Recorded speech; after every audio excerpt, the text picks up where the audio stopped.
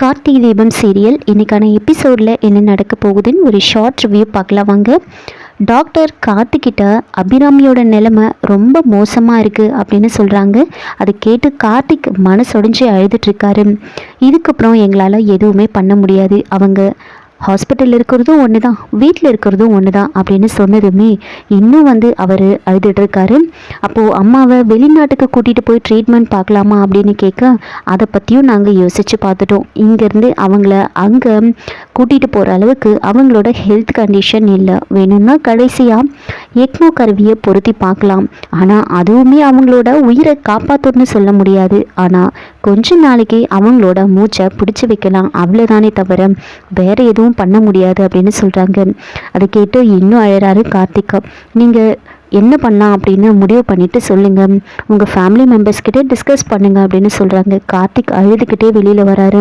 எல்லாரும் கார்த்திக் கிட்ட என்னாச்சு அப்படின்னு கேட்க, கார்த்திக் அழுதுகிட்டே இருக்காரு. இப்படி அமைதியாக இருந்தால் எப்படி, என்ன தான் சொன்னாங்க சொல்லு அப்படின்னு கேட்க, அம்மாவோட உடம்புல இருந்த புல்லட்ஸ் எல்லாம் எடுத்துட்டாங்க, ஆனால் அம்மாவோட நிலைமை ரொம்ப மோசமாக இருக்குன்னு சொல்லிட்டாங்க, கடைசியாக எக்மோ வேணால் பொருத்தி பார்க்கலான்னு சொல்லிட்டாங்க அப்படின்னு சொன்னதுமே அதை கேட்டு கார்த்திக்கோட அப்பா, ஐயோ நாச்சியா, உனக்கா இந்த நிலைமை, நான் எப்படி இதை தாங்குவேன் அப்படின்னு கதறி அழறாரு. எல்லாருமே அழறாங்க. தீபா அங்கே வராங்க. இது எல்லாம் கேட்டுட்டு இருந்த தீபா கார்த்திக் ஆறுதல் சொல்கிறாங்க. நீங்கள் மனசை தளர விடாதீங்க, அத்தை கண்டிப்பாக பழிச்சு வருவாங்க, அதுக்கான என்னென்ன ட்ரீட்மெண்ட் இருக்கோ எல்லாமே பண்ண சொல்லுங்கள், அவங்க இவ்வளோ நேரம் போராடிட்டு இருக்காங்கன்னா கண்டிப்பாக அவங்க திரும்ப வந்துடுவாங்க அப்படின்னு சொல்ல கார்த்திக் அமைதியாக இருக்காரு. தீபா அமைதியாக அங்கேருந்து வந்துடுறாங்க. இன்னொரு பக்கம் ரியா அந்த வீடியோகிராஃபருக்கு ஃபோன் பண்ணி மிரட்டிட்டு இருக்காங்க. ஒழுங்கு மரியாதையாக அந்த வீடியோ எவிடன்ஸை என்கிட்ட கொடுத்துரு அப்படின்னு சொல்லி மிரட்டிட்டு இருக்காங்க. இல்லைன்னா உன் தங்கச்சியோட பர்த்டேக்கு போக மாட்டேன், உன் தங்கச்சியோட டெத் டேக்கு தான் நீ போக அப்படின்னு சொல்லி அந்த வீடியோகிராஃபரோட தங்கச்சி ஃபோட்டோவை அவங்களுக்கு அனுப்பி வைக்கிறாங்க. அதுக்கப்புறமா ரியா ஒழுங்காக நான் சொல்கிற மாதிரி செய் அப்படின்னு சொல்ல, அவங்கள பயந்துக்கிட்டு சரி நீங்கள் சொல்கிற மாதிரியே நான் செய்கிறேன் அப்படின்னு சொல்கிறாங்க. ரியா வலசரவாக்கம் பக்கத்தில் இருக்கிற இபி ஆஃபீஸ் பக்கத்தில் ஒரு கிரவுண்ட் இருக்குது, அந்த கிரவுண்டுக்கு அந்த மெமரி சிப்பை நீ எடுத்துகிட்டு வந்துடு, நானும் அங்கே வந்துடுறேன், அதை மீறி நீ வேறு ஏதாவது பண்ணணும்னு நினச்சேன் அவ்வளோதான் உனக்கு அப்படின்னு அந்த வீடியோகிராஃபரை மிரட்டுறாங்க.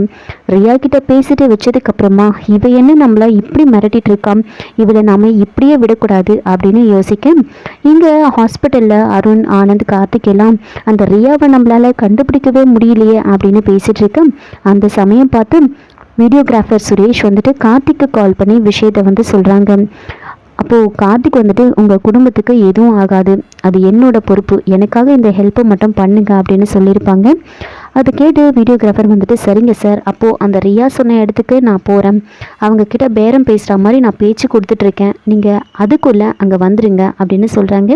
உடனே கார்த்திக்கும் ஆனந்த் கிட்ட போலீஸ்க்கு இன்ஃபார்ம் பண்ண சொல்லிவிட்டு கார்த்திக் அங்கேருந்து கிளம்பி போயிட்டுருக்காங்க. ரியாவும் வீட்டில் இருந்து இங்கே கிளம்பி வரும்போது கரெக்டாக ஐஸ்வர்யா அங்கே வராங்க.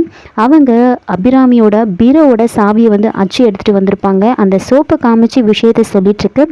அதை பார்த்த ரியா இப்படியெல்லாம் நீ யார்கிட்டையாவது கொண்டு போய் கொடுத்தனா கண்டிப்பாக நீ போலீஸில் மாட்டிப்ப, எனக்கு தெரிஞ்ச ஒருத்தர் இருக்கான், அவங்கிட்ட கொண்டு போய் டூப்ளிகேட் சாவி செய்ய சொன்னால் எந்த பிரச்சனையும் வராது அப்படின்னு ஐஸ்வர்யா கிட்ட போய் சொல்லி ஐஸ்வர்யாவை ரியா கூட்டிகிட்டு போகிறாங்க. ஆட்டோவில் போயிட்டு இருக்கும் போது நீ ஒரு சோப்பு காமிச்சு அதை கொடு அப்படின்னு சொல்லிட்டு அந்த சோப்பை ஐஸ்வர்யா கிட்ட இருந்து வாங்கிக்கிறாங்க.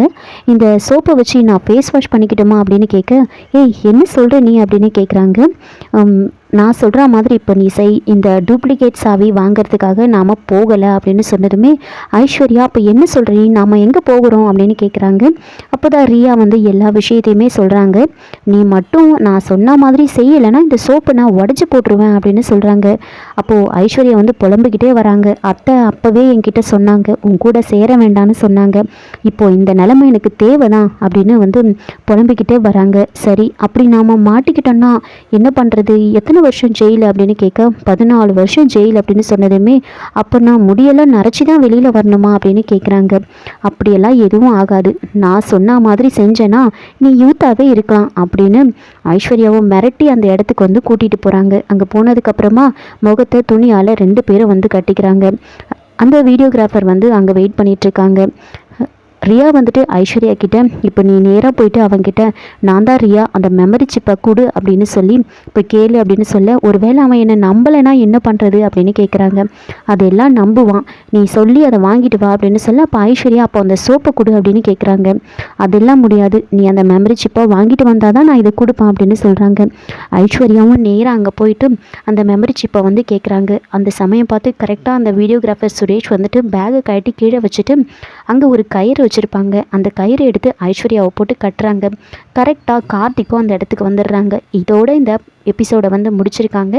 என்னோட ரிவ்யூ பிடிச்சிருந்தா லைக் பண்ணுங்கள், மறக்காமல் சப்ஸ்கிரைப் பண்ணுங்கள். தேங்க்யூ.